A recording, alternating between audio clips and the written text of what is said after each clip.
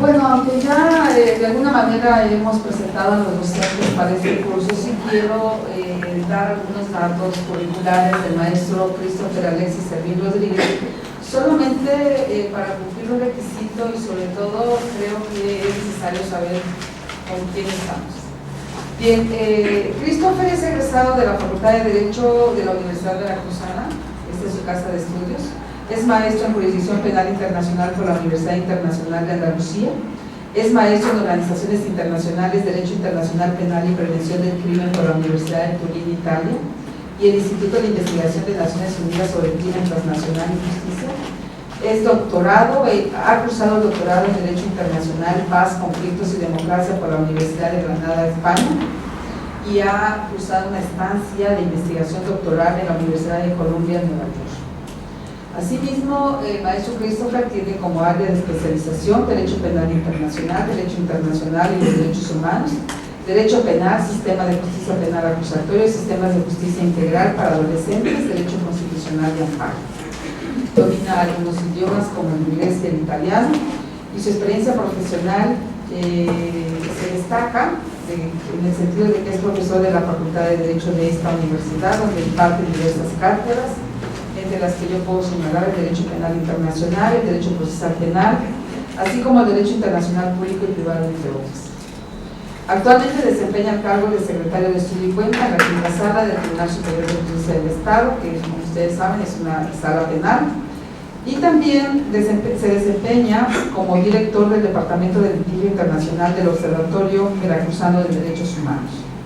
Ha desempeñado el cargo de secretario de Estudio y Cuenta en la Sala de Responsabilidad Juvenil del Estado de Veracruz y también laboró como visitador de la Comisión de Derechos Humanos en el Estado de Veracruz. Ha impartido también clases de posgrado en diversas universidades del Estado y también podemos destacar entre sus publicaciones diversos artículos publicados en revistas jurídicas mexicanas y extranjeras en materia de derecho penal. Y también, desde luego, en materia de Derecho Penal Internacional y Derecho Internacional de los Derechos Humanos. Sobre todo destaca la internacionalización de la responsabilidad penal del individuo frente a la impunidad, así como, esta publicación fue hecha por el Instituto de Investigaciones Jurídicas de la Universidad Nacional Autónoma de México en el año 2005. Solamente me he permitido darles a saber algunos datos curriculares con el propósito de que de alguna manera vean la experticia de quien ahora les hablará sobre el primer módulo de este curso que, como dije al principio, ha sido diseñado para ustedes. Bueno, le damos la bienvenida al maestro y lo dejo con ustedes. Gracias. Saqué unas fotocopias de un material más o menos como orientador, no es un material que limita el curso, ¿no? O el módulo del curso, sino es un poco más orientativo a fin de poder contar con unas lecturas básicas que nos van a permitir dominar o abarcar los temas que se marcan en el plan de estudios. Entonces estas lecturas se encuentran en versión impresa para que ustedes les saquen fotocopias en la fotocopiadora que está en la parada del autobús, casi frente al estadio. Que de aquí enfrente está cerrada, no sé para que todo el mundo lo pueda cerrar.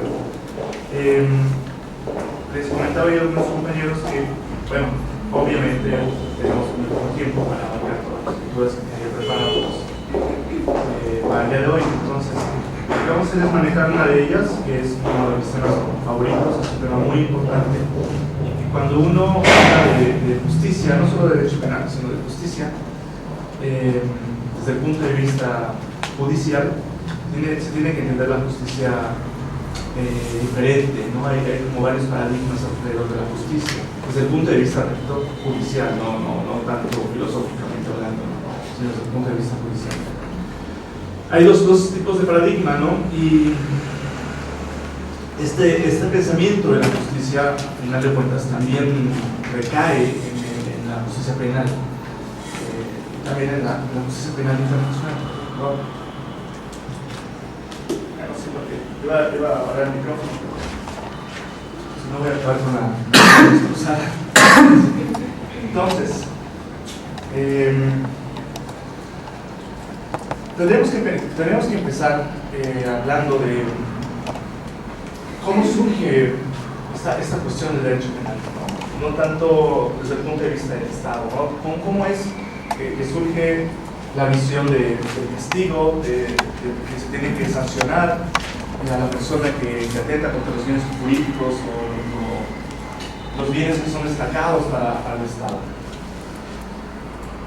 Antes de que tenemos que iniciar pensando esto, antes de que se inicie la edad media con las monarquías, no se tenía una concepción como tal del Estado, ¿no? Eran pueblos aislados y que si bien tenían ciertos líderes, no se podía considerar como tal la creación del Estado, pero bueno, ni siquiera un reino todavía, ¿no? Las sanciones, los delitos que se cometían, se entendían en esta época cometidos vis a vis, es decir, de particulares. El daño causado era a un particular frente a otro. En ese sentido, dura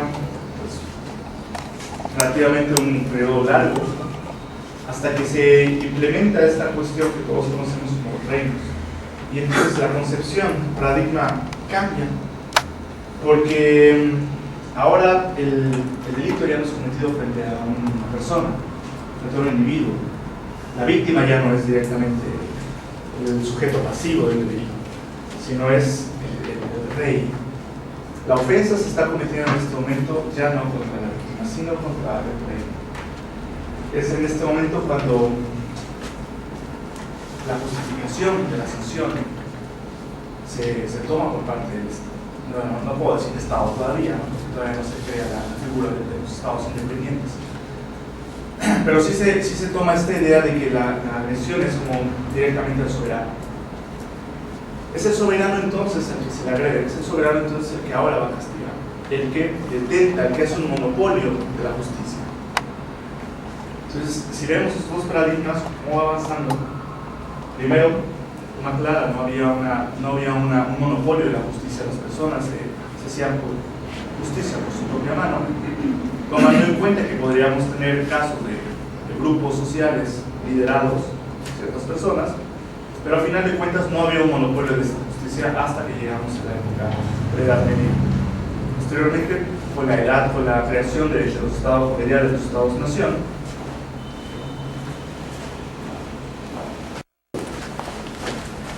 finales de 1800, empiezan a surgir todo un movimiento finaliza precisamente esta guerra, la primera guerra muy famosa de los 30 años, de cuestiones cruzadas. Con esta finalización de las cruzadas y con la caída del Imperio Romano, se empieza a crear una concepción que es la idea de crear el Estado-Nación. Los pueblos se empiezan a unir, ya no se habla, el Papa pierde poder, y conforme a esto empieza a surgir esta creciente idea de crear estados, de crear una nación independiente. Por lo tanto, algo que nunca se había deslumbrado, que era precisamente ya no un soberano, sino un Estado. Hereda esta figura del Estado, la misma figura del monopolio de las monarquías, del derecho penal, de la justicia, y esto trae como consecuencia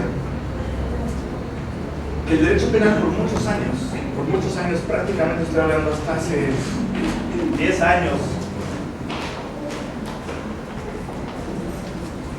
solamente se contemplaba dos actores. Por un lado, el Estado, y por otro lado, el agresor. Y la víctima estaba detrás.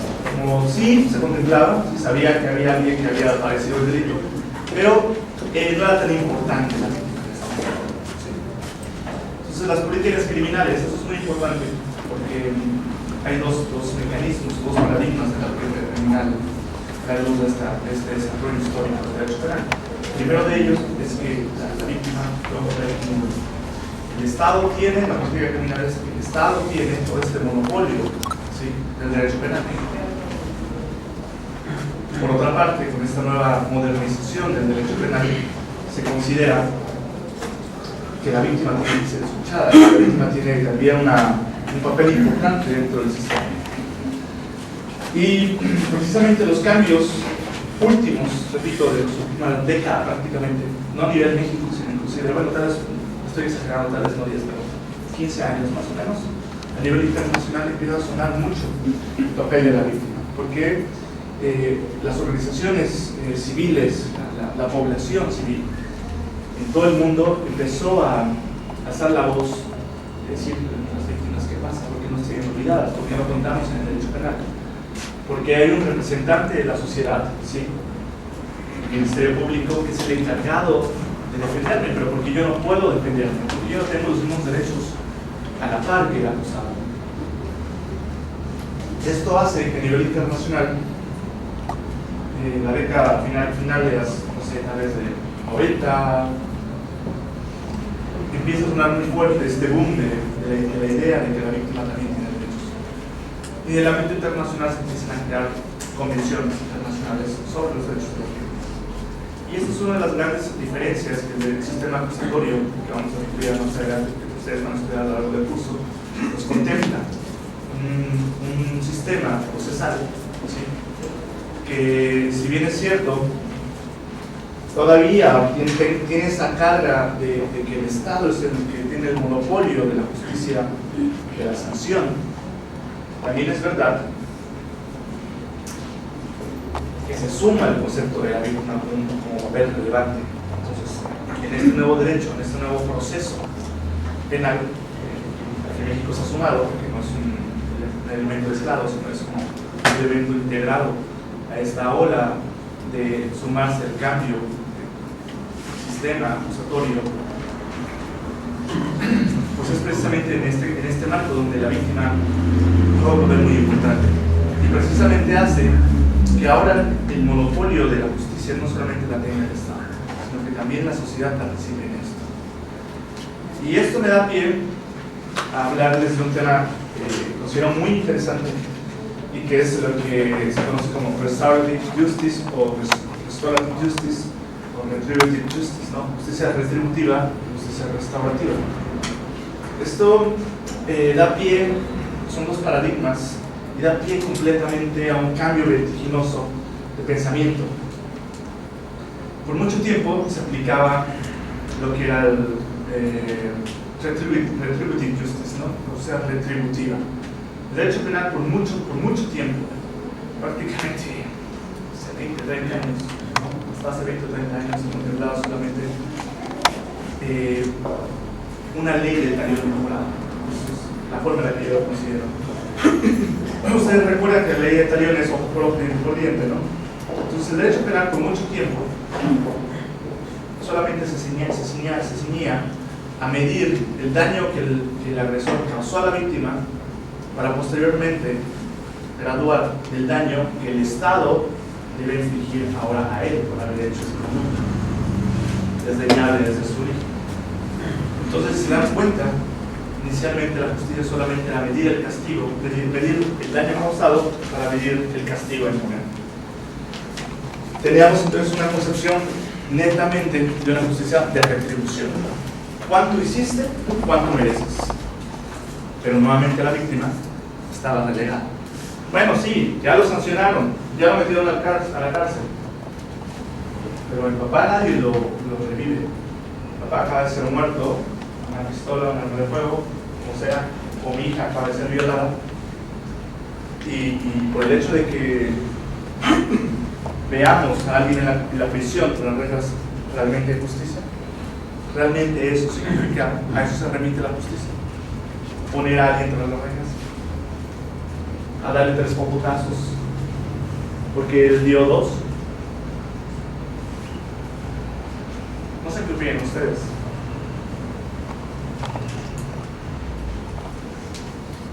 Está mal. ¿Por qué? En ese aspecto está mal, porque no solamente la justicia se basa en juzgar a la persona y hacerla que a través de castigo, sino también la justicia implica también restaurar lo que la víctima sufrió, ¿no? Restaurar ese delito que se ha cometido en agravio de la persona, ¿no? Claro, muy bien. Entonces, por ejemplo, hay un caso paradigmático en Latinoamérica y que está relacionado con el derecho penal, pero es un tema paradigmático del derecho penal internacional, es el caso Pinochet. El caso Pinochet, pues, todo el mundo lo sabe, ¿no? Todo el mundo lo conocemos. Dictador, época de los 70, un golpe de Estado, derroca a Salvador Allende con dinero norteamericano y comete atrocidades, ¿no? Genocidio, crímenes de lesa humanidad. Se sabe, se tiene documentado que inclusive el ejército de Estados Unidos mete las manos ahí, adiestra al ejército chileno, encabezado por Pinochet, y cometen barbaridades horribles, ¿no? Desde entrenar perros para que violen a mujeres, meterles ratas en la vagina a las mujeres, torturar a las personas, a los hombres con ponerles toques eléctricos en los genitales, vaya, un sinnúmero de atrocidades. Y por mucho tiempo, esto fue un fenómeno pues, característico de Latinoamérica durante el periodo de la Guerra Fría. O al finalizar de la Guerra Fría, con este movimiento que se llamó el Plan Cóndor, ¿no? Un plan para acabar con todo lo que era el socialismo, ¿no? Por parte de Estados Unidos, que no quería que hubiese, o comunismo también, que hubiese estos brotes, porque se trataba de imponer el sistema capitalista en el mundo. Ahora bien, pasó lo mismo también en México, ¿no? Con el movimiento del 68, un montón de sociedades que ocurrieron desde entonces. Pero lo importante es destacar el caso Pinochet, porque al final de cuentas, este hombre no podía ser juzgado en su país, en la tradicional poder que tenía, en la tradicional sistema que tenía, y que pensar que juzgar a un expresidente, ¿no? Viaja a Inglaterra con un pasaporte diplomático, pero no desarrollando estas funciones de diplomacia. Se enferma, se hospitaliza, y en ese momento un joven de 26 años, un joven fiscal tan solo de 26 años, descubre una fórmula jurídica analizando los tratados internacionales y las leyes españolas, considera o crea algo que se llama la Constitución Universal, estableciendo precisamente que no hay límites para castigar, sancionar los crímenes atroces o tan atroces que atentan contra no solamente un grupo de personas en un determinado país, sino contra toda la humanidad en su conjunto.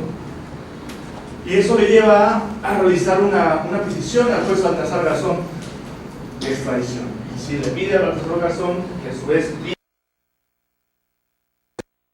a Flores, la Suprema Corte de Justicia inglesa, que extraditen a Pinochet para ser juzgado. Baltasar Garzón coge bien la petición, hace una solicitud de extradición, se lleva el caso a la Cámara de los Flores. Al final de cuentas, por muchos, incluso se tuvo que repetir el juicio porque se determinó que entre los juzgadores, entre los magistrados que se encontraban en la sala, uno de ellos pertenecía a Amnesty International, y obviamente pues rompe con el principio de parcialidad, ¿no? De imparcialidad, perdón. Se tuvo que repetir el juicio, pero en las dos ocasiones se determinó la extradición de Pinochet. Hay una sentencia establecida, emitida por la Suprema Corte inglesa, donde Pinochet va a ser extraditado a España para ser juzgado por crímenes internacionales. Y al final lo que ocurre es que los gobiernos chileno e inglés se ponen de acuerdo, pese a que existe una sentencia de extradición, y mandan al señor a su casa argumentando que es demasiado grande, que tiene 70 y tantos años de edad, que tiene una infinidad de enfermedades y que sería inhumano sancionar. Y el tipo anda en una silla de ruedas, ya prácticamente está desahuciado, llegando al avión del aeropuerto chileno, lo que hace es pararse en la silla de ruedas y caminar, demostrar que todavía es una farsa. Y entonces toda esta historia tiene un motivo, y es precisamente para tocar el tema importante que estoy tratando de mencionar, que es la justicia. En este caso, alguien puede mencionar, bueno, es que no hubo justicia. porque se pensaba que lo idóneo sería extraditar a Pinochet, llevarlo ante Baltasar Garzón, que fuese juzgado por los crímenes que cometió y seguramente hubiese sido culpable y sancionado, a veces se tenía que haber sancionado.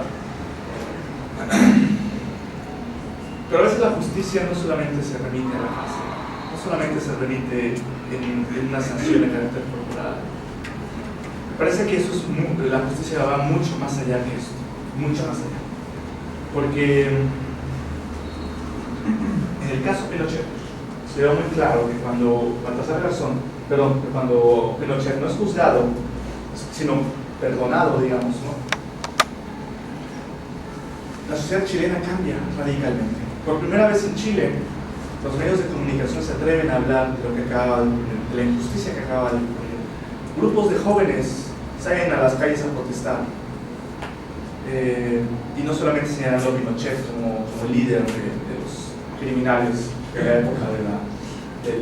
la época de la dictadura, sino también a todos aquellos integrantes de su gabinete que ocupaban en ese entonces aún cargos importantes. Y lo más destacable, el sistema de justicia chileno se revitaliza y por primera vez entonces las víctimas ya acuden ante los jueces chilenos a denunciar las atrocidades que habían pasado 30 o 40 años atrás. Esto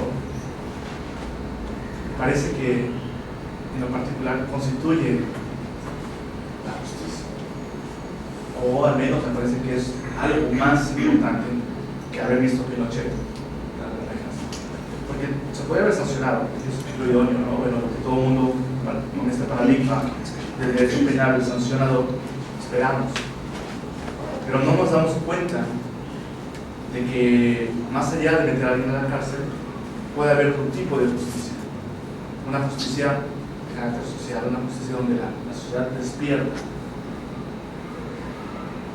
Tomando esto en consideración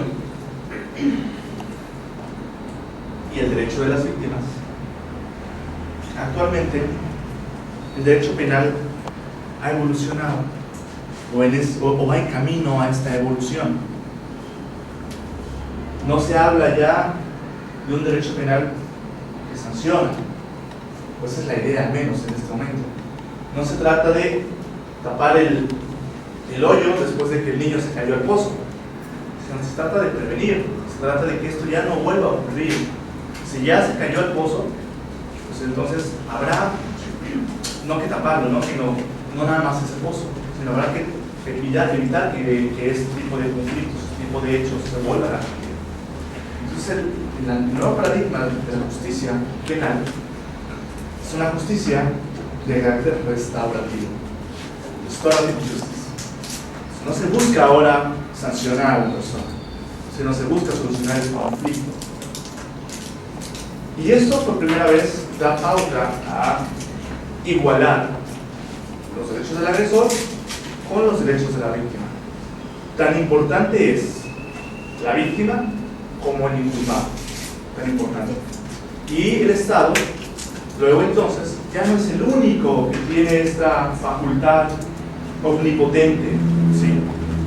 Este monopolio de la justicia, porque también se le da la oportunidad a la víctima de que participe en los procesos, de que también aporte pruebas, de que también su defensor solicite X o Y determinación en una causa. Y entonces, lo que busca la justicia restaurativa, que no es limitativa del derecho penal, lo dije al inicio, sino es en general, la justicia en general, pero aplicando esta teoría del derecho penal, lo que busca la justicia restaurativa, pues es precisamente la restauración de los males. Y entonces se le añade a esta justicia penal, solamente de sancionar, de retribuir el daño causado, se añade una visión de solución de los conflictos. Ya no importa aquí causarle 2 chichones al agresor porque se portó mal, o jalarle las orejas porque se portó muy mal. No, eso no importa. Lo que importa aquí es que realmente esto ya no vuelva a repetirse. Que las partes en conflicto solucionen sus diferencias. que lo hablen, que pueda haber un entendimiento entre la víctima y el victimario. ¿Por qué me robaste? Bueno, es que tenía hambre. ¿Y por qué tienes hambre? Porque no tenía trabajo. Entonces ahora no basta nada más meterlo en la cárcel, ahora importa ver cuáles son las causas del delito para tratar de evitarlas. No tenía trabajo, entonces el Estado ahora tendrá que implementar herramientas para que esto no vuelva a pasar, para que las personas tengan alimento, para que las personas tengan trabajo, etcétera, ¿no? Y esto me lleva a comentar algo que en las clases a veces comento, y que es el hecho de los jóvenes en México, los jóvenes que cometen ilícitos, ¿no? Y que están ligados con la delincuencia organizada. Es muy común el fenómeno de los halcones, ¿no? Todos conocen, y si no, lo explicaré, que son aquellos jóvenes que están en las esquinas, ¿no? Con un radio, con un Nextel, y están echándole aguas a los narcotraficantes. Acaba de pasar una verde, acaba de pasar una troca, no sé, con sus claves, bueno, las he leído las causas que a veces se resuelven, pero no recuerdo en este momento las claves, hablan en clave, y entonces se refieren al tipo de vehículos, ¿sí?, que van pasando de los militares o de las policías para decirles, va para allá, va para el sur, para alertarlos. Pero ¿por qué los jóvenes están incurriendo en este tipo de actividades? Por necesidad, desde luego. Porque si no hubiese, por ejemplo, si esos jóvenes no estuvieran en la calle, ¿sí?, estuviesen en la escuela, estuviesen laborando, porque no hay trabajo. Ustedes saben que una de las carencias actuales que sufrimos todos los jóvenes en México, pues es la falta de empleo. Bueno, el empleo así, y eso orilla precisamente la delincuencia. Entonces esta justicia restaurativa, más que meter al joven en este momento a la cárcel, busca tratar de solucionar el conflicto para que esto no pase. Y entonces el sistema acusatorio del que estamos hablando nosotros, del que ustedes van a estudiar por todo el tiempo que dura el curso, se han insertado elementos de justicia restaurativa. Entonces sí, el derecho penal ha obtenido un nuevo look, ¿no? Ahora ya no se peina para atrás, sino se peina de manguito chupado, ¿no? Y entonces este nuevo look de la justicia penal, pues digamos que le da otro rostro. Este sistema, se crea un nuevo derecho procesal penal.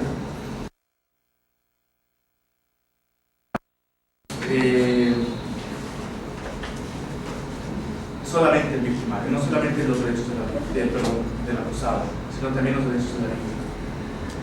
Esta nueva transformación del derecho penal también se camina de la mano. No son movimientos paralelos, no son cosas diferentes, sino son cosas conjuntas.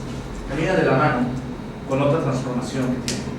Aparte de que se peina ahora del manguito chupado, ¿sí?, aparte ahora, no sé, se puso lentes, ¿no? Ya no lentes de cuadrados, sino ya los lentes así grandes, ¿no? Están a la moda. Y esos lentes constituyen, por ejemplo, el hecho de que la forma de ver al inculpado. En un inicio se veía solamente desde un punto de vista inquisitivo, en donde la persona que cometió un ilícito, todo el mundo lo sabe, ¿no?, por esos dichos que Pancho Villa hizo. Primero ejecútenlo y después averiguamos si es inocente o culpable, ¿no? Pero primero por el medio. Y en ese sentido va este sistema inquisitorial, que precisamente obtiene su nombre porque fue creado en la Inquisición, en la época de la Inquisición española, donde todo el sistema de justicia está creado pues para dejar pocas ventajas al inculpado. Está creado precisamente para que no pueda defenderse al tú por tú, tenga lo mínimo de de elementos para poderse defender ante una imputación de un delito, donde la persona prácticamente es culpable desde el momento que se señala. Por ejemplo, actualmente, bueno, y después de este sistema inquisitivo habría que es también el modelo francés que deriva en un sistema mixto de justicia y que se habla, bueno, primero tendría que explicar los dos polos. El primero es el inquisitivo, lado izquierdo, y frente el sistema acusatorio, empleado tradicionalmente por los países anglosajones, Inglaterra, Estados Unidos. Y en medio de estos dos surgió un sistema de algo raro, algo como que tiene una mezcla de ambos, y que es el sistema francés, que se le llama mixto, y que es el que en México por mucho tiempo, después de haber tenido el inquisitivo, adopta hasta antes de la reforma a la que estamos intentando implementar, ¿no? Intentando, porque realmente es un proceso largo, esto no es fácil, mucha gente no está capacitada, ¿no? Le decía a alguien, llegaba un día al Ministerio Público y le digo a una de las personas que están encargadas de tomar las declaraciones de las víctimas: licenciada, ¿ya está usted lista para el nuevo sistema? Claro, ya estoy lista. Dice, acabo de concluir mi curso de una semana, ya estoy lista. En serio, eso no respondió. Eso no respondió. Pues sí, está lista. Entonces, estamos intentando implementar este sistema, ¿no? No es fácil, es un proceso. Hablábamos hace un rato con la maestra Sandra, que ella tiene experiencia, fue juez de responsabilidad juvenil, y que el sistema de responsabilidad juvenil del Estado de Veracruz, aparte que es muy importante porque es un cambio de paradigma respecto a la justicia de menores de edad, porque antes, ustedes recuerdan que se hablaba de tutelares, donde no se hacía juicio, era algo administrativo prácticamente, y los menores estaban ahí supuestamente protegidos por el Estado, pero realmente no eran protegidos por el Estado. Era una casa de vicios todo eso, ¿no? Y entonces ahora con este nuevo paradigma de la justicia restaurativa y los derechos de los menores, se establece que el menor, no por el hecho de que sea menor, no pueda ser juzgado. Sí puede ser juzgado. Se habla de un nuevo sistema de justicia para menores o para adolescentes con ciertas garantías, un juicio muy garantista que precisamente retoma por ser garantista, se enmarca por ser garantista en el sistema acusatorio.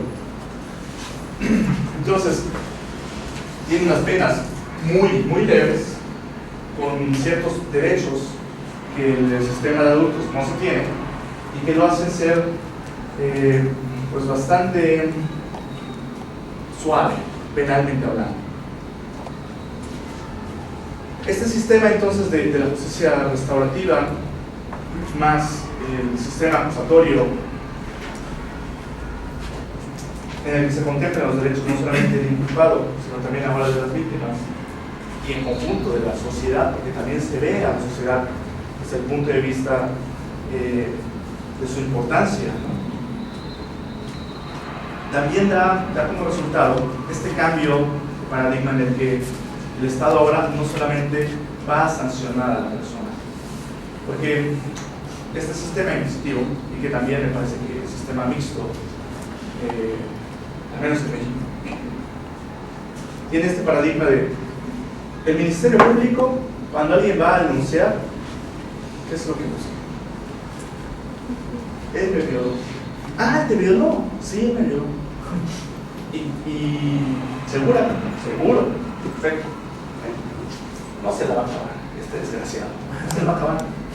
Y entonces empiezan a buscar todas pruebas para sancionar. Toda la maquinaria jurídica del Estado es punish. Vamos a sancionar. No vamos a averiguar si realmente, no vamos a tratar de averiguar la verdad histórica de los hechos. No, o sea, no vamos a tratar de desvelar esta cortina para ver si efectivamente ocurrió esto. No, aquí hay que buscar pruebas para demostrar que él es culpable. Oiga, pero es que posiblemente no.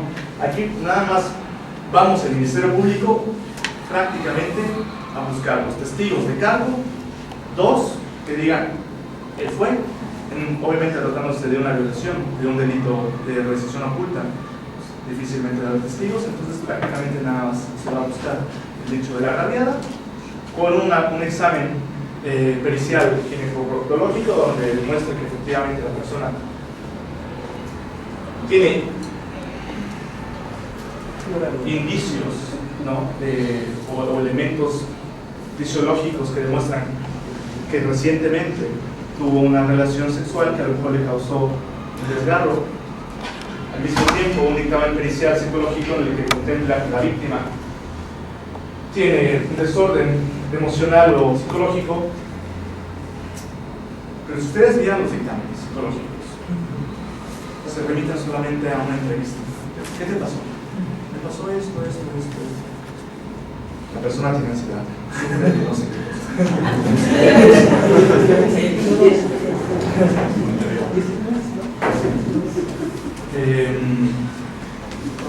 Tiene un testeo amargo. Todo lo peor ocasionado por los hechos que narra. O sea, pudo haber sido que a lo mejor tiene un desorden familiar, todo esto mal, pero no precisamente por la violación, digo, desde luego que le afecta, ¿no? Pero no me parece a mí que es como muy científico determinar que todos los males que le aparejan aquí sea culpa de la violación. Posiblemente sí, pero también posiblemente no. Entonces nada más con 2 dictámenes, el iPhone no deja de sonar.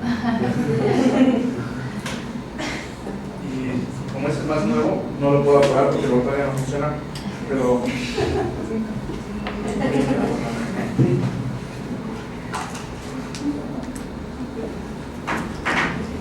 entonces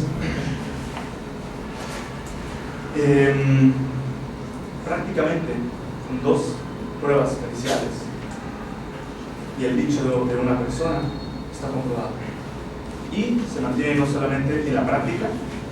Con eso podemos establecer que puede haber indicios suficientes como para hacer posible una responsabilidad penal de alguien. Y dice, bueno, efectivamente se puede dictar un auto, lo que se conocía anteriormente, un auto de formal prisión.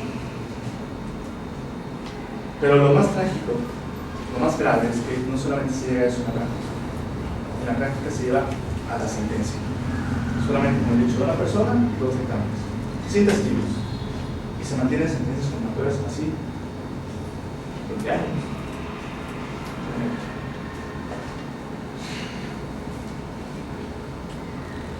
El Ministerio Público jamás se dio a la labor de buscar la verdad. Solamente se dio a la labor de buscar pruebas para demostrar o tratar de demostrar que él era culpable, que el desgraciado, ¿sí? él era culpable. El nuevo sistema, tomando esta inspiración de la justicia restaurativa, obliga al Ministerio Público a buscar la verdad, no buscar culpables, buscar la verdad. En el nuevo sistema acusatorio, el Ministerio Público tiene la obligación de buscar pruebas de cargo, pero también de descargo. También de descargo. Y si se demuestra durante el juicio, al llegado a la sentencia, por ejemplo, el abogado del defensor demuestra que el Ministerio Público tuvo conocimiento de una prueba de descargo, pero no la anexó en su investigación, ¡pau! Y que esa prueba desvirtuaba, que era de peso tal, que desvirtuaba la acusación o posiblemente hacía dudar de la acusación, de la responsabilidad de la persona, lo ponía en duda, automáticamente el juicio se gana. ¿Por qué? Porque el Ministerio Público tiene que actuar ahora de manera imparcial. Imparcial. No se busca, no se debe investigar para buscar culpables. Se debe investigar para buscar la verdad de los hechos. Ni a favor de uno, ni de otro. Neutral. Entonces, ese es otro cambio en el sistema de administrar la justicia. En este monopolio que todavía lo tiene el Estado, de alguna, no completamente como antes, pero todavía sigue siendo un monopolio, pero ahora, digamos, menos rígido, menos sancionador.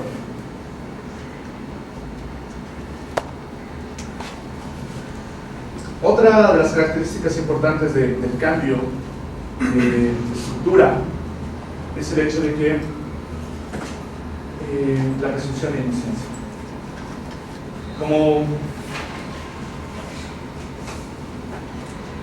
anteriormente en el sistema inquisitivo, decía yo, el sistema estaba creado precisamente para señalar culpables y hacer que los culpables lo fuesen, o bueno, que esas personas señaladas lo fuesen, resultasen culpables, porque no tenían prácticamente opciones de defensa.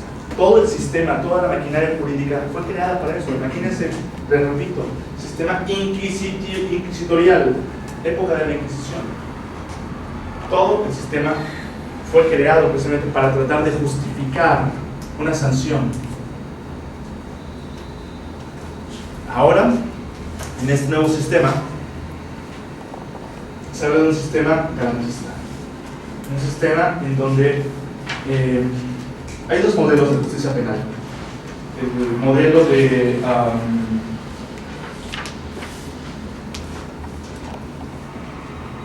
control del Estado. Este modelo habla precisamente en el que no importa realmente tanto los derechos de la gente. Lo que importa aquí es la sociedad. Lo que importa aquí no es el derecho de unos cuantos. Lo que importa es el derecho de la mayoría. ¿Sí? ¿Qué importa si, ¿cuál es su nombre? ¿Qué importa si Laura pues, realmente no se robó el celular que tiene aquí? Realmente, ¿qué nos importa saber si realmente se lo robó o no? Pero nos importa, ¿sí?, que hubo un celular aquí que se perdió y que alguien de la sociedad fue dañado. Entonces, sancionémoslo por el bien de todos. Ejemplifiquemos que si alguien se atreve a hacer un robo, ¿sí?, va a ser sancionado. Entonces, los derechos de las minorías, los derechos de un individuo pasan a ser nada en comparación con el derecho del bien común. El bien común es la bandera que se oscila para justificar esta justicia. Por el bien de todos, sancionemos.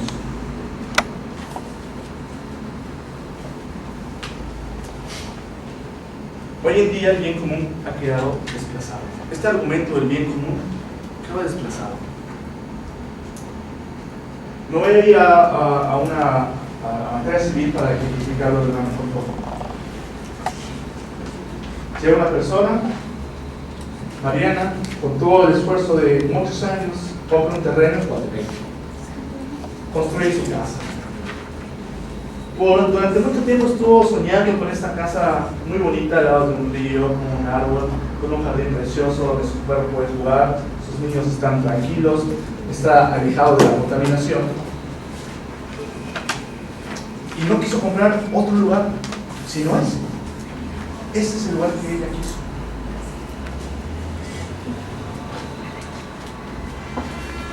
Llega el desarrollo social, la prosperidad, y va a pasar una supercarretera. Y entonces le dicen, bueno, ¿sabes qué? Va a pasar justo aquí, ¿sí?, al lado de tu casa, ¿sí?, va a pasar la supercarretera. Te vamos a dar 3 pesos por tu terreno,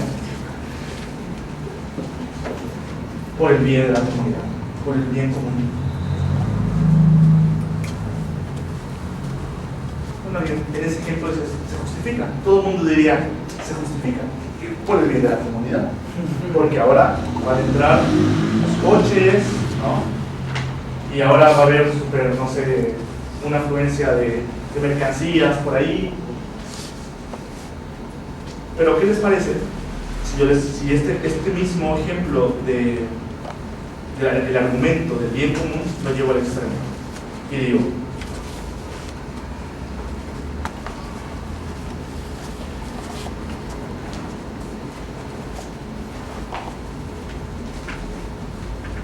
¿qué importa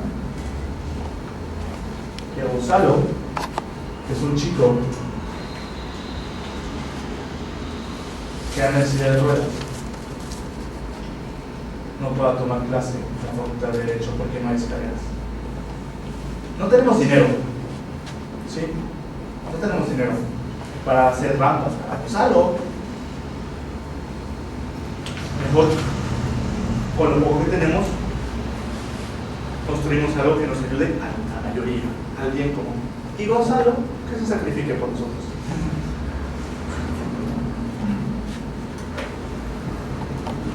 Ya no es tan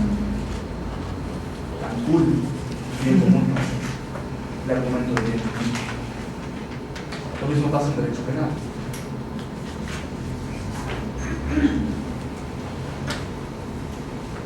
Actualmente, con el fenómeno de la delincuencia organizada y el narcotráfico, se crean leyes muy duras, un sistema especial para sancionar a los delincuentes de la delincuencia organizada.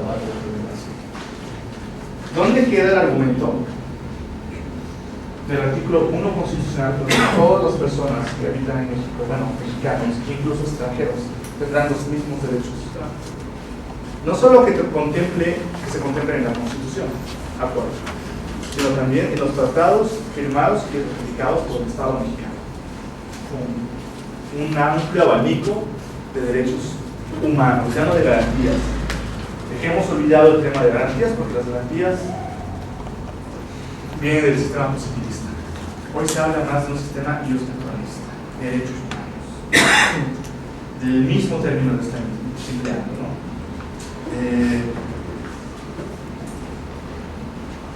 Si todos tenemos los mismos derechos, ¿por qué en nuestro artículo 20 Constitución, en el 18 Constitución, es el 18 el que establece la reforma constitucional del sistema acusatorio? Bueno, el 18 es para los menores, ¿no? Son varios. 16, 17, 19, 20, 21. En el que se establece los derechos, no, son el 20. ¿no? 20 juicio oral y público. En el 20 se establece el catálogo de derechos que tiene el inculpado. Y uno de esos derechos que tiene el inculpado en el 20, apartado A, es la presunción de inocencia. En el sistema inquisitorial, inclusive en el sistema mejorado, pero no deja de ser bueno, no deja de ser malo, francés, en el mixto,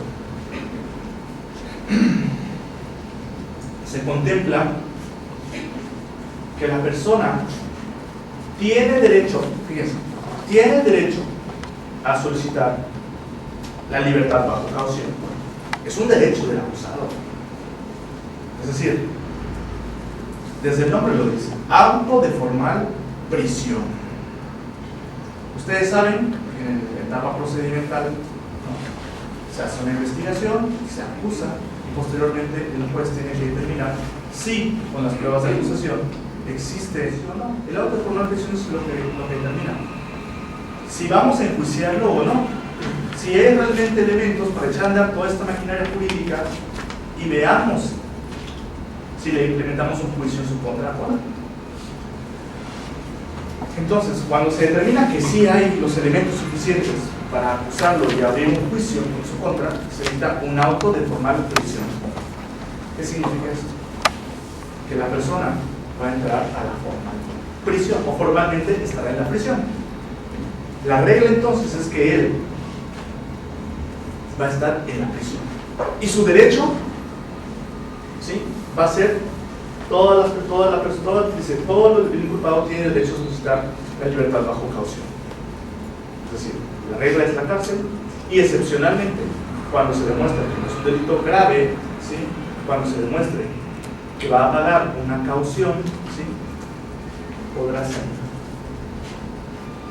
La regla es la prisión y la excepción es cuando no comete un delito grave y cuando repare el daño o garantice la reparación del daño y aparte pague una multa por haberse pasado un alto, ¿no?, pero en este caso por haber cometido un delito, es una multa y la caución, entonces podrá salir. La regla es la prisión, la excepción es la libertad. ¿Sí? Esto significa entonces que la regla es que tú eres culpable, ¿sí?, y tendrás que salir, tendrás que probar la inocencia, ¿no?, tendrás que demostrar que no es un delito grave, etc. En el sistema acusatorio Es lo opuesto. Lo opuesto completamente. La persona de inicio goza de su libertad. Prima facie, la persona va a estar librando su juicio fuera de la casa. Ya no se llama auto de formación, sino auto de sujeción al proceso o de vinculación al proceso. Se le vincula a un proceso judicial. La regla es que si se determina que va a ser procesado, entonces va a estar fuera. Y solo excepcionalmente cuando el Ministerio Público determine que existe un riesgo de fuga, ya no solamente de que el delito sea grave, no, eso no es suficiente para mantener a la persona en la casa, no, sino que haya riesgo de que se pegue, de que se vaya a ir. Pues ahí sí se justifica que se esté en la cárcel. O dos, que haya el riesgo de que llegue, fuiste de chivatón, órale, otro, ¿no? Que vaya y agreda nuevamente a la víctima. Ahí se justifica que la persona está en la cárcel. O bien, que se vaya corriendo, sobre todo en los casos de delitos de cuello blanco, de las personas que trabajan en el gobierno y que pueden sustraer, por ejemplo, información o dinero. ¿Y qué es lo que va a hacer saliendo? Va a llegar rápido al escritorio a sacar todo lo que le incrimine y a romperlo. Si se comprueba que puede desaparecer los medios de prueba, pues entonces también hay un elemento para justificar que se quede adentro. O bien, que la persona va a seguir delinquiendo. Es una persona que se comprueba que su modus vivendi es la venta de drogas en las calles, ¿no? La posesión de cualquier narcótico con una finalidad de venta. Si se demuestra esto, pues está justificadísimo, pues que sí se quede en la cárcel y que libre su proceso en prisión. Pero en tanto el Ministerio Público no demuestre esto, la persona tendrá el derecho de librar su proceso fuera. La regla aquí es la libertad. Excepcionalmente esa libertad se puede ver desvirtuada cuando se demuestre riesgo de fuga, que va a intentar controlar los derechos de la víctima, o de un testigo, se me pasó a mencionar, o de un testigo también, o que desaparezcan pruebas, o que siga delinquiendo. En esos supuestos es cuando. Entonces, eso lo van a ver ustedes en la etapa del módulo opuesto, que eso es como una, no sé, que si les viene más o menos esto va a tratar el curso. Pero esto, el tema central de mi ponencia es tratar de hablar un poco sobre las diferencias o los paradigmas estatales de aplicación del proceso penal. Cómo cada estado, a la luz de cada modelo, para obtener ciertos fines, emplea el derecho penal. Este modelo, entonces, primero del que yo hablaba, en donde el bien común es lo que justifica, en donde el acusado no tiene garantía, sino las únicas garantías son las de la sociedad. ¿Sí? Es aquí, pero por mucho tiempo. Y decía yo, en México, me parece que todavía tenemos tenemos todavía un vestigio de esto. No un vestigio, algo muy importante de esto, todavía. ¿Por qué? Porque cuando se hizo la reforma, en el 2008, la constituyente se sentó y dijo, Houston tenemos dos grandes problemas.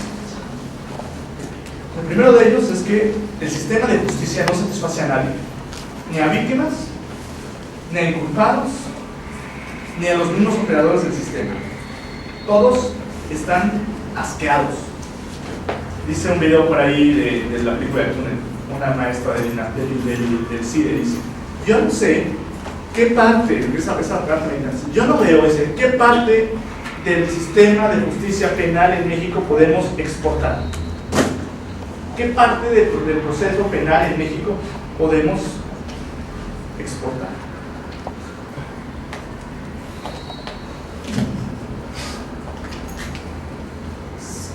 de verdad, estamos hundidos muy abajo. Y entonces ese problema, se hicieron muchas marchas, ustedes lo saben, una marcha impresionante, toda Ciudad de México, ¿no? Toda la gente iba vestida de blanco, la marcha por la paz y por la justicia, pidiendo al Congreso que no queremos ya la justicia inquisitiva, queremos un sistema mejor de justicia penal. Fue algo muy duro, o sea, no fácil de lograr. Finalmente, llegado al 2008, se escucha, ¿no? Este clamor de la gente de cambiar el sistema. También influenciado por esta política internacional de derechos humanos, ¿no? Porque hay que reconocer, y esto lo vamos a ver más adelante, les voy a dar una lectura que está súper padre, que es que el sistema, el cambio del sistema no se debe porque el legislador mexicano dice, wow, hoy amanecí, no, así como que ya imagino al diputado así, ¿qué quiere decir? Se me acaba de ocurrir la mejor idea para el problema de todos, el sistema acusatorio de México. ¿No? Los organismos internacionales, específicamente el Comité contra la Tortura de Naciones Unidas, ¿sí?, venían recomendando a México, ¿sí?, cambiar de sistema, porque internacionalmente el sistema acusatorio es como, no sé, es como seguir andando a caballo cuando ya existen los automóviles. De verdad. Desde el punto de vista del derecho humano. Entonces, todos los organismos de Naciones Unidas, los organismos internacionales, inclusive la propia Corte Interamericana de Derechos Humanos, no se lo dijo a México en específico, pero lo dijo en un caso que reconoce que el sistema acusatorio, ¿sí?, es mejor, es mayor en garantías de derechos humanos otorgadas en el inculpado, y por lo tanto, sistemáticamente es mejor. El Comité contra la Tortura, y específicamente varios países, uno de ellos España, hicieron sendas recomendaciones al gobierno mexicano para que cambiara. Entonces no fue obra del espíritu mexicano, sino realmente fue, yo creo, esta presión de los estándares internacionales que le dijeron a México, oye, cambia, más el boom social que se vivió en esta época, pues en 2006, 2007, 2005, fue muy amplia en el país. Todo eso lleva a la creación de este nuevo sistema. En este sistema, la visión ya no es de el bien común. El bien común deja de ser el argumento para sancionar. Ahora, lo que se habla es due process, debido proceso. Se cambia el paradigma completamente. Due process ahora es, sí, vamos a sancionar, pero no porque ella se robó el celular, le vamos a dar con todo. No. Tenemos, a ver, se lo robó, sí, pero también vamos a respetar sus garantías, sus derechos fundamentales. Aquí no aplica el todo vale. Vamos a hacer un juicio, vamos a realizar un proceso penal, pero respetando también los derechos del inculpado y observando, como ya lo mencioné, los derechos de la víctima también, ¿no? Con una visión diferente, no solamente de sanción, sino también de restauración. Este nuevo proceso del due process es el que impera a nivel internacional de derecho penal, en el que se considera que, a ver, sí es culpable, sí se lo robó, sí la mató, sí la violó, sí la torturó, pero ¿qué crees? Esta persona, cuando confesó, porque eso me encanta, ves en las noticias, salen todos amarrados, todos confesaron que se robaron, no sé, 3 millones de pesos. Confesó que mató a la mujer. Y todos confesan en México. O sea, ¿cómo lo hiciste? Sí, yo fui. Porque quise, soy muy malo. O sea, es increíble que todos los delincuentes en el país confiesen. Porque sí. todos son tan tontos que a nadie se le ocurre crear en 3 segundos un argumento defensista diciendo, es que yo iba pasando por ahí y yo no fui. O sea, son tan estúpidos que no se les ocurre decir eso y dicen, yo fui, ya me agarraste, sí, yo fui. No es creíble esto, que todo el mundo confiese en México. ¿A qué creen que se deba este fenómeno de la confesión? Decíamos que los torturan, desde luego. De hecho, por mucho tiempo en el sistema inquisitorio se estableció que la prueba más importante para demostrar la culpabilidad de alguien era la confesión. Y se decía que era la reina de las pruebas. Si tú confesaste, ¿sí? Por favor, di yo maté. Yo lo maté. Pero está vivo, ¿no? ¿Ya? Está probado que lo mató. Oiga, pero es que no, ya lo dijo a la cárcel. Se cambia el sistema y dice, a ver, no puede ser que la prueba confesional, aunque no haya otra prueba, ¿sí? O incluso, bueno, es que lo lleve también al extremo, ¿no? O sea, si sabía uso, obviamente no puede ser, ¿no? Pero que no, casi, que no haya más pruebas más que la confesión, el tipo basta de... Entonces, por eso los militares, por eso la policía se ensañaba en torturar, porque obteniendo la declaración de la persona de culpabilidad o de autoincriminación, ya, en automático sabías que no tenía una sentencia condenatoria. Se cambia el sistema y ahora se dice, no, precisamente por este rollo de las torturas, se cambia el sistema y se dice, la prueba, la confesión ya no puede ser la reina de las pruebas. Y ahora se establece que es, ¿alguien sabe? La prueba circunstancial. La prueba circunstancial. Muy bien. La prueba circunstancial, pues precisamente es establecer, probando hechos aislados, ¿sí? Que por sí mismos no te van a demostrar la culpabilidad de tu nombre.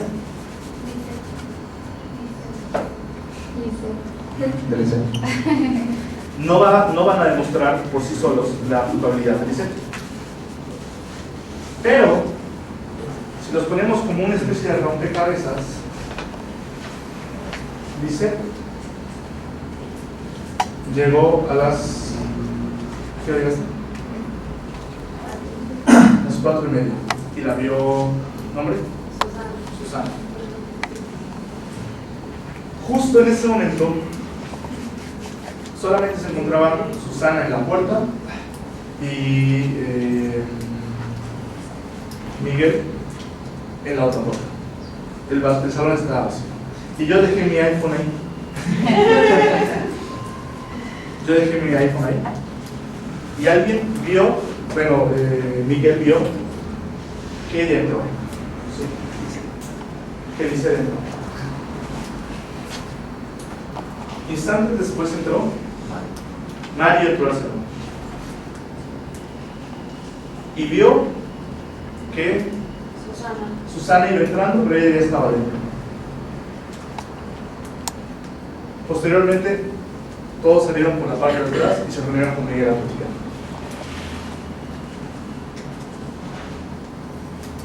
Entró, ¿nombre?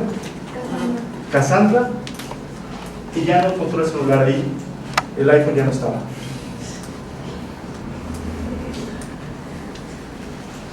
Y después, ¿te acuerdas de tu nombre? Aranza vio a Lisette con un iPhone, ¿sí? Igual al que se perdió, hablando por teléfono. Nadie vio que ella lo agarrara, nadie. Pero todos esos elementos circunstanciales, si los pones en el rompecabezas, con el razonamiento y el uso de la lógica, te permite determinar que la culpable es Lisette. Que existe toda esta gama de posibilidades y cuando se demuestra precisamente con la prueba circunstancial, es muy importante que cada indicio tiene que estar fehacientemente probado. No tiene que haber dudas sobre cada elemento. Y una vez que se integran esos elementos circunstanciales, la carga de la prueba se invierte. Es decir, en este nuevo sistema garantista, la persona va a ser inocente hasta que se demuestre lo contrario, realmente. Excepto cuando ya existe todo este cúmulo de imputaciones y ella dice, es que yo no fui, es que este celular me lo regaló mi tía, el iPhone me lo regaló mi tía. Entonces en ese momento es cuando ella tiene que demostrar su dicho, trayendo a la tía con la factura que compró y decir, mira, aquí está, número de serie, sí corresponde, disculpe usted. Pero si no demuestra ese argumento defensista, se queda renuncia. Es decir, la carga de la prueba se invierte. La presunción de inocencia en ese entonces se ve truncada ya por este cúmulo de indicios que integran a todas las circunstancias. Pero solamente así, solamente con un cúmulo de elementos inculpatorios o inculpatorios, es cuando la persona está obligada a demostrar su inocencia. Al revés. Todo el mundo vimos la película de la presunta culpable, ¿no? Realmente no estaba demostrada la culpabilidad. Estaba demostrada la culpabilidad. Y todavía ese sistema garantista del que estoy hablando, en el sistema acusatorio, se hace más amplio todavía. Porque la culpabilidad de la persona se tiene que comprobar beyond any reasonable doubt to believe, es decir, más allá de cualquier duda razonable de creer. Si existe la duda razonable de que Lisette no estamos seguros de que ella se lo robó, porque ella también se lo pudo haber robado. Tanto ella como ella pudo haber sido, pero solamente procesamos a ella.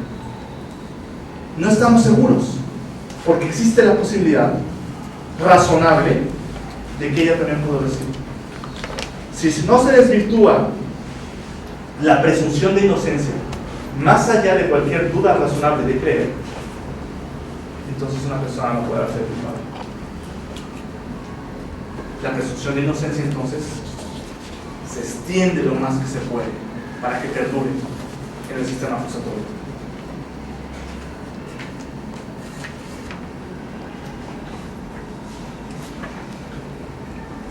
Y vuelvo al inicio de esta temática, antes de hablar de la presunción de inocencia. Y es que decía que en el modelo anterior, lo que justificaba la sanción penal era el bien común. Mientras todos estuviésemos bien, no importa el interés de unos pocos. No importa. Cuando se hace la reforma constitucional de serio, hay dos graves problemas. La gente pidiendo justicia, ¿sí? Los organismos internacionales presionando a México el problema de la delincuencia organizada. Había que hacer algo realmente para abatir la delincuencia organizada, porque con el sistema de justicia penal que se tenía, pues no había realmente un combate fehaciente. Y entonces, con estas dos preocupaciones, lo que se hizo fue, en la reforma constitucional, un chilaquil horrible, bien hecho. Lo dije una vez en una conferencia y creo que es la mejor forma de explicarlo. Imagínense que llegas al restaurante y te compras una langosta. Entonces, una langosta. Te trae langosta, súper padrísima, así, te gusta, no sé, carísimo. Llegas y dices, ¿y no te traen los frijolitos refritos que leche? Y le echas frijoles. Eso fue lo que pasó con la reforma constitucional. ¿Por qué? Porque se tenía el sistema acusatorio pensado con esta influencia de vamos a tratar de aplicar un modelo diferente de justicia penal, pero también había el interés de sancionar a los delincuentes más importantes en el país. Y entonces se hizo una negociación en el Congreso y se insertó al artículo 20 constitucional este interés de un grupo de legisladores por tratar de hacer algo para sancionar a los culpables a como de lugar. Y entonces, por ejemplo, si uno ve el artículo 20 que dice, sí, el sistema acusatorio es esto, la persona tiene derecho a la presunción de inocencia solamente hasta cuando se desvirtúe por el Ministerio Público que haya riesgo de fuga, podrá entrar a la prisión preventiva. Solamente cuando se desvirtúe la presunción de inocencia, bueno, cuando existe la fuga, todo lo que expliqué, entrará a la casa a librar su procedimiento, su proceso. Pero eso es para los ciudadanos aquí. Pero para los de la delincuencia organizada, no, eso no. No. Tú ya no eres igual a él. Tú eres peor. Vamos a tener un derecho especial influenciado por esta teoría del derecho penal de enemigo, ¿sí? Norteamericano, creado en Estados Unidos, donde prácticamente volvemos a retroceder, donde lo que importa es el bien común nuevamente, donde las garantías del procesado nuevamente se dejan de lado y volvemos al viejo cassette de lo que importamos. Los que importamos somos la mayoría, el bien común. El derecho de los cuantos no importa. Y entonces el artículo 20 constitucional dice: esta presunción de inocencia se tendrá, bla, bla, bla, bla, excepto para las personas que son acusadas de delincuencia organizada. Y entonces yo me pongo a pensar,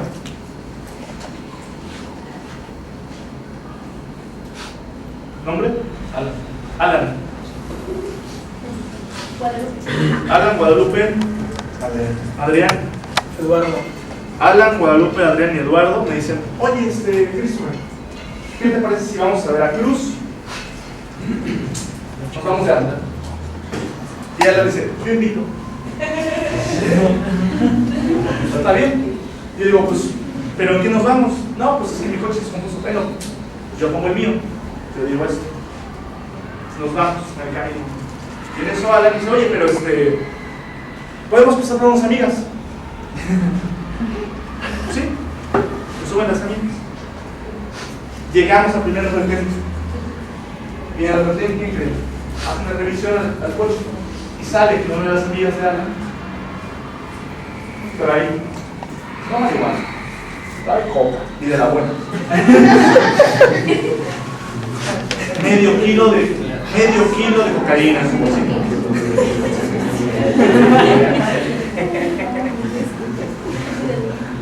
El militar que nos detiene, no va a decir, la amiga de Alan es nada más. Todos. Yo voy a llegar a un proceso penal donde mi presunción de inocencia está desvirtuada. ¿Por qué? Porque soy parte de la delincuencia organizada. Nuevamente, entonces, el derecho de la mayoría justifica la violación del derecho de unos cuantos. Porque en Estados Unidos, cuando se acusa cuando ya tienes no solamente los pelos del gato en la mano, ya tienes al gato diciendo, no. Aquí no, o sea, porque somos tan ineficientes en la investigación que necesitamos crear este tipo de leyes para poder sancionar a los culpables, ¿no? Parece atroz. Si estamos intentando cambiar de sistema penal para hacer algo mejor, o tratar de hacer algo mejor para dejar atrás los viejos vicios, y en la misma reforma constitucional se establecen ese tipo de paradigmas, me parece a mí, a todas cosas retrógradas, y que son tontos, porque tú con un sistema de justicia penal, tú no vas a combatir, no vas a poder combatir el narcotráfico en México. Eso no va a ser la solución, ni la solución de la corrupción. Todo el mundo he escuchado que dice, bueno, y es que con eso se va a acabar la corrupción, con eso se va a acabar el narcotráfico. No, por Dios. O sea, esto es un elemento que te va a ayudar a paliar las problemáticas del país, las grandes problemáticas. Pero tú no puedes pensar que porque cambies el sistema, entonces ya no va a haber delincuencia organizada, ya no va a haber corrupción. Por Dios. Entonces me parece algo con una visión tan pequeña, tan pobre, haber intentado, no haber intentado meter este elemento de justicia inquisitorial al nuevo sistema acusatorio. Entonces, sí, el sistema acusatorio es para todos, excepto para los narcotraficantes. ¿Por qué? Porque el bien común es lo que importa. No, el argumento del bien común ha sido superado. No se puede, el paradigma de la justicia penal, ¿sí? En un inicio fue precisamente el bien común. Hoy en día ya no es el bien común, ya no es el vale todo, porque con tal de que estemos bien todos, la mayoría, No. Tiene que haber un equilibrio. Él tiene que tener derechos y también importa los intereses de la mayoría. Pero tiene que haber un equilibrio. No podemos pisotear a los menos por estar bien los más. Sí, ahorita se hablaba de la reforma y de la delincuencia organizada ahí cuando detienen a estos ya en el Ministerio Público con la reforma precisamente de delincuencia organizada, además de tener las 48 horas de la prevención, se lo limita a 72 horas más para las 5 días tienen más días para hacer investigación. ¿Verdad? En casos de la delincuencia organizada, que tiene otras 72 horas. Estamos creando un derecho especial para juzgar a quienes el Estado considera sus enemigos. Donde queda nuevamente el artículo 1 de la Constitución. Porque en lugar de reducir de derechos, no eficientamos la capacidad de los que investigan los delitos, ¿sí? Para que precisamente cuando haya inocentes implicados en este tipo de juicios, no se vean afectados, porque esto es tan común, de verdad es tan común. A mí me da pavor, de verdad, cuando estaba esto álgido, me daba pavor que alguien subiera en el coche y darle un rey, porque podía pasar esto, de verdad. Ir al antro y decir, oye, pues van mis amigos con nosotros, que se pueden subir. Inmediatamente pensaba en esa posibilidad, de verdad. Entonces, me parece que no es correcto, ¿no? Esta reforma que se hizo no está del todo bien, está viciada. Entonces, yo creo que esto hay que verlo objetivamente. La reforma constitucional, de la que ustedes van a estudiar mucho, para empezar, no es la panacea. No lo inventó el legislador mexicano. ¿No? En Europa, por lo menos España, que es de los países no tan desarrollados en Europa, tan solo nos llevan 60 años de ventaja aplicando el sistema absoluto.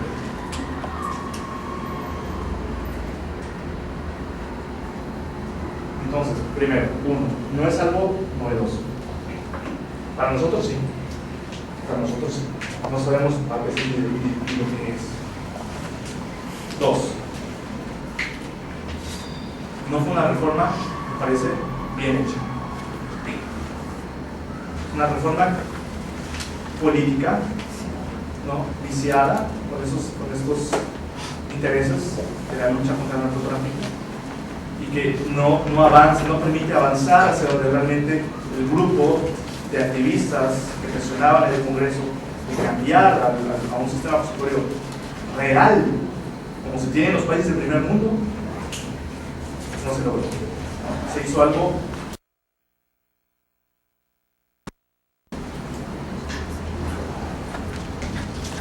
y entonces yo concluiría, porque la clase de hoy fue precisamente este paradigma de la aplicación del derecho penal por el Estado como un mecanismo de control.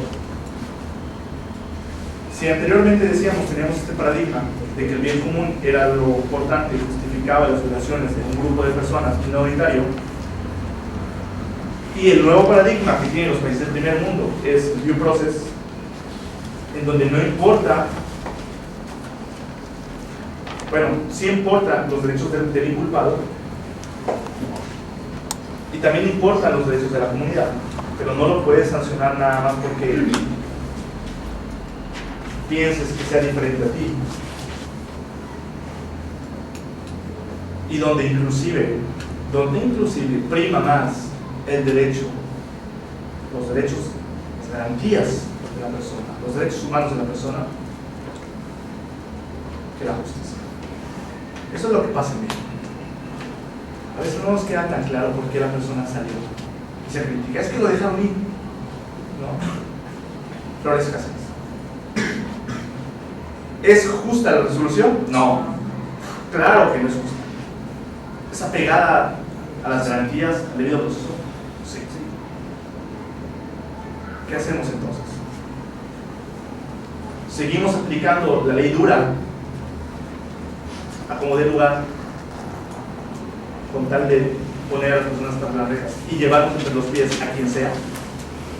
¿O aplicamos el derecho como debe de ser y intentamos mejorar para no tener esos errores. Parece que la respuesta está clara. El problema es que es muy difícil cambiar de mentalidad. Es muy difícil que la sociedad entienda por qué un delincuente salió. Y normalmente se juzga, se critica al acusador. Pero realmente, lo digo por experiencia propia, la mayoría de las veces, cuando te estás dando cuenta en el expediente que la persona es culpable y la tienes que dejar ir, no es porque tú quieras eso, sino porque el Ministerio Público no hizo ese trabajo, que no te da los elementos adecuados para poderlo sancionar. Entonces, lo que importa aquí es una capacitación, ya, pero no de una semana, como la chica. Bueno, entonces, pues yo creo que terminaríamos con esto porque ya es un poco tarde y nos vemos la próxima semana, los audienes. Todavía nada más quería yo decir algunas últimas palabras y esas. Las fotocopias, el material está en la página, entonces les voy a pedir por favor que lean el siguiente material, quieren tomar nota para que sepan cuáles son las lecturas que les toca a ustedes hacer para la próxima clase.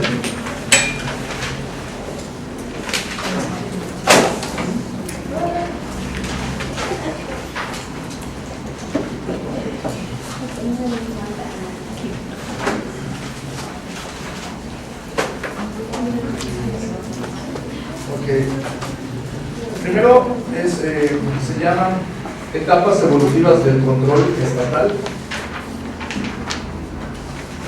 Etapas evolutivas del control estatal.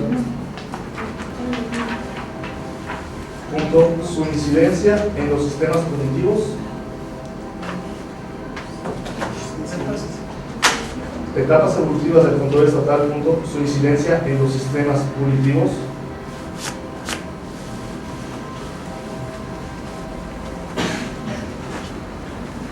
Primer punto, primera parte,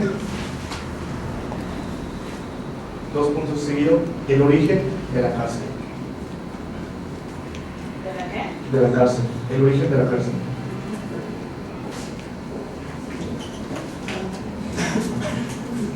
El origen de la cárcel.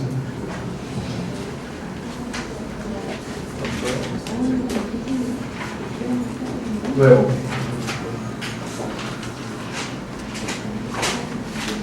una segunda lectura es la dicotomía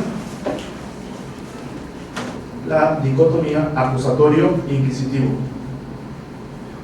La dicotomía acusatorio-inquisitivo.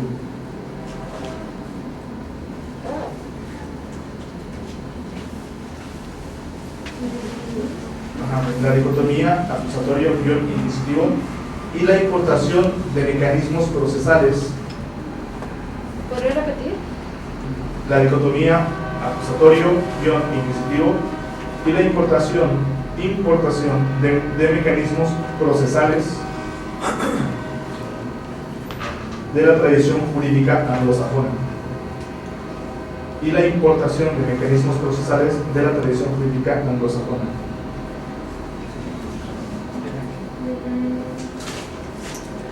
Y luego, que esto es muy importante porque aquí vienen como las diferentes etapas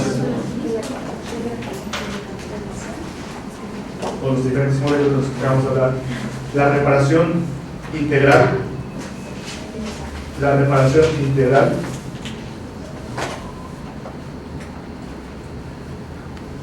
como mejor alternativa de satisfacción. La reparación integral como mejor alternativa de satisfacción de la víctima. La reparación integral como mejor alternativa de satisfacción a la víctima. 2 puntos seguidos. Experiencias de la justicia restauradora. Experiencias de la justicia restauradora.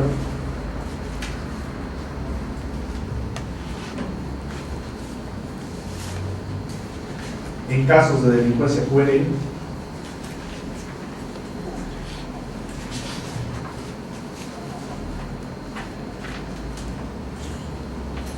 Y violaciones a los derechos humanos. repito, la reparación integral como mejor alternativa de satisfacción a la víctima, 2 puntos seguidos, experiencias de la justicia restauradora en casos de delincuencia juvenil y violaciones a los derechos humanos. Y una tarea adicional es que cuando lean estas primeras lecturas, vayan pensando en algún tema, algo que les llame la atención de esto, que podría dar origen a escribir algo para la tesis, ¿no? O el tema de la tesis. Bueno, pues buen fin de semana. No puedo ganar de su coche.